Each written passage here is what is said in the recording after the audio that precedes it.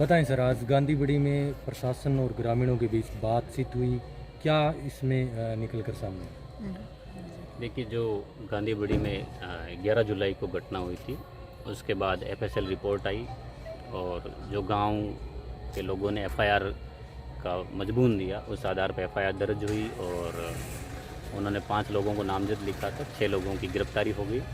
उसके बाद अभी पिछले 3 दिनों से यहाँ गांधीबड़ी और चिड़िया गांधी के चौराहे पे धरना चल रहा है। पूरे ज़िले में कानून व्यवस्था के मद्देनज़र धारा 144 सीआरपीसी लगाई हुई है और आज के समय में कोई भी व्यक्ति संगठन और कोई भी व्यक्ति या ग्रुप जो है, समाज है, धरना प्रदर्शन रैली करना चाहता है तो उनको संबंधित उपखंड मजिस्ट्रेट से परमिशन लेनी चाहिए। ये जो लोग धरना कर रहे हैं, इन्होंने किसी भी प्रकार की कोई परमिशन नहीं ली है। लगातार माइक का स्पीकर इनका इस्तेमाल कर रहे हैं। हम विभिन्न सोर्स से हमें वीडियो भी मिले हैं जिनसे इन्होंने दूसरे समाज के प्रति इस प्रकार के विचार व्यक्त किए हैं जो शोभनीय नहीं है।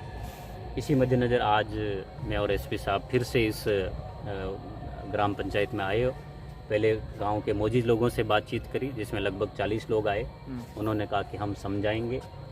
उसके बाद जो 8 से 10 व्यक्ति धरने में शामिल हैं उनको भी बुलाया तो उन्होंने एक मांग पत्र दिया कि कुछ और हमारी मांगें हैं जिन पे आपको विचार करना चाहिए, देखना चाहिए। उन मांगों पर भी बड़ा डिटेल में एसपी साहब ने इन्वेस्टिगेशन के प्रत्येक बिंदु को बता दिया और यही कहा, हमने भी यही कहा कि आप आज शाम अब क्योंकि आपकी मांगों को हम बहुत ही पॉजिटिवली देख रहे हैं, जो लीड मिलेगी किसी भी दोषी को बख्शा नहीं जाएगा और निर्दोष को नहीं फंसाया जाएगा। तो आपकी मांगों पे जब सकारात्मक विचार हो रहा है तो आपको धरना समाप्त करना चाहिए। तो जो व्यक्ति आए उन्होंने कहा कि कल हम 10 सवा 10 करेंगे और फिर कुछ हनुमान चालीसा, आरती ये सब करके उसके बाद करेंगे।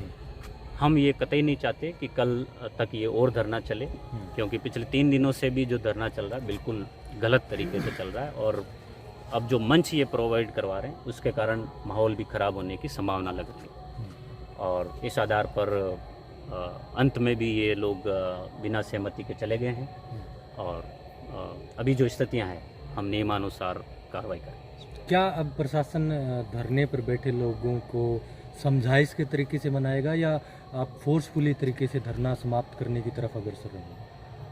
जो दोपहर से लगातार गांव के मौजूद लोगों से और धरने पे बैठे लोगों से बातचीत हुई, मौजूद लोगों का सबका और इवन पूर्व एमएलए संजीव जी का भी यही कहना है कि गांव का माहौल ख़राब नहीं होना चाहिए। कुछ बाहर के लोग आ रहे हैं, बाहर के एलिमेंट्स आ रहे हैं जो गांव का माहौल ख़राब करना चाहते हैं।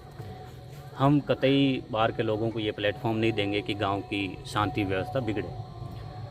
समझाइश पिछले 3 दिनों से हमारे एसडीएम साहब, डिप्टी एसपी साहब विभिन्न सोर्सेज से लगातार कर रहे हैं, संवाद लगातार बनाया हुआ है।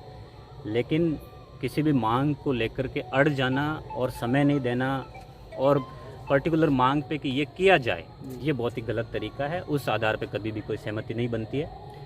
इसलिए ये जो धरना है पूर्णतः अवैधानिक है, इलीगल है, रूल्स के अनुसार बिल्कुल ये जायज़ नहीं है। अभी हम प्लान बना रहे हैं, नियमानुसार हम लोग कार्रवाई करेंगे इसमें। एसपी साहब, किस प्रकार की व्यवस्था है पुलिस की दृष्टि से देखें तो खासे लोग भी यहाँ पर पहुँचे हैं, ऐसे में अब आगे क्या होगा एक प्रकार से? देखिए, प्रशासन ने जब 144 लगाई हुई है, ऐसी स्थिति में 5 या 5 से अधिक व्यक्ति बिना परमिशन के एकत्रित नहीं हो सकते। उसके बावजूद भी 3 दिन से धरना लगाए बैठे हैं। इनको समझाइश कर दी गई है। समझाइश में बता दिया गया कि आपके जो इन्वेस्टिगेशन में इश्यूज थे उनको हमने एड्रेस कर दिया है।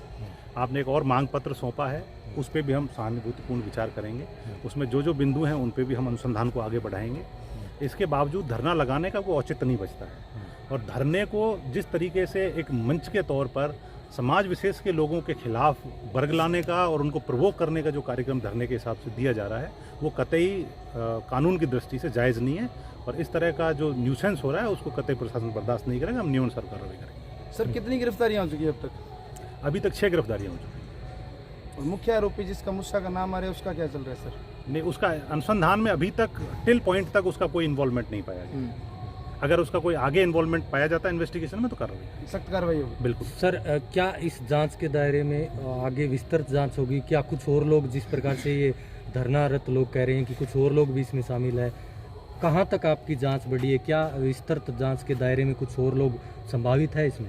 आज धरनार्थियों के द्वारा एक ज्ञापन दिया गया जिसमें 12 और लोगों को उन्होंने चिन्हित करके बताया कि इनके संबंध में भी जांच का दायरा बढ़ाया जाए। तो हमने आश्वस्त किया है कि हम जांच का दायरा इन लोगों तक भी बढ़ाएंगे और अगर इनमें भी किसी का इन्वॉल्वमेंट पाया जाता है तो उसके खिलाफ सख्त कार्रवाई। और जांच की एजेंसी बदलने के लिए भी कहा है धरनार्थियों ने, तो क्या किसी प्रकार का वो ग्रामीणों की तरफ से ज्ञापन है कि किसी उच्चतर एजेंसी से जांच कराई जाए, तो उस पर भी विचार किया जा रहा है। अगर उच्चतर एजेंसी से जांच कराने का ग्रामीणों का जैसा मन है उसका भी हम सब जिन 6 लोगों को जैसे किया है उनसे कुछ और भी जानकारी प्राप्त हुई है कभी? नहीं, अभी तक कोई ऐसी जानकारी प्राप्त नहीं हुई है, किसी और का कोई इन्वॉल्वमेंट नहीं है। क्या मैसेज देना चाहेंगे सर आप? आपके माध्यम से हम मैसेज देना चाहते हैं, कानून से कोई भी ऊपर नहीं है, शांति व्यवस्था बनाए रखें। जो लोग अपने कथित स्वार्थों के लिए राजनीति कर रहे हैं वो उससे बाज आएं, समाज में सौहार्द बना रहे, दोनों समाज शांतिपूर्ण तरीके से जीवन जिए।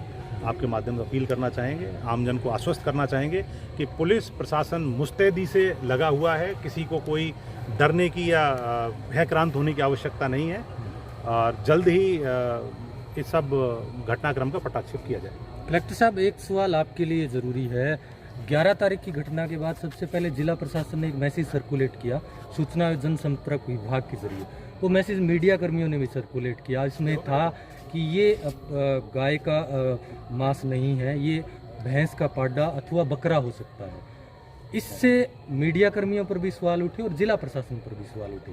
तो इसके संबंध में आपने कभी भी बाद में कोई भी इस प्रकार का, ना तो आपने वीडियो बयान जारी किया कि हमने उस दिन गलत बयान दे दिया, या आपने ना कोई प्रेस नोट ऐसा सर्कुलेट किया?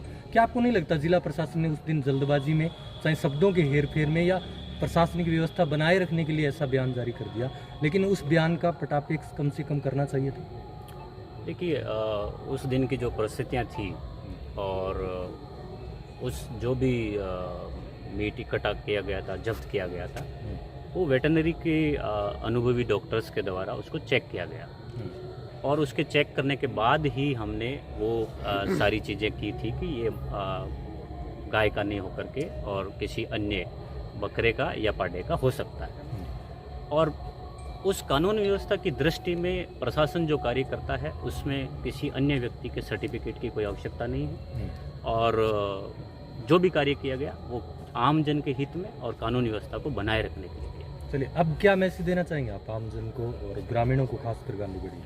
अब मैं आप सभी मीडिया बंधुओं के माध्यम से यही मैसेज देना चाहूँगा कि समाज में विभिन्न समाज, विभिन्न धर्म और सभी लोग इतने सालों से एक साथ रहते आए हैं, तो उस सांप्रदायिक सौहार्द को बनाए रखें।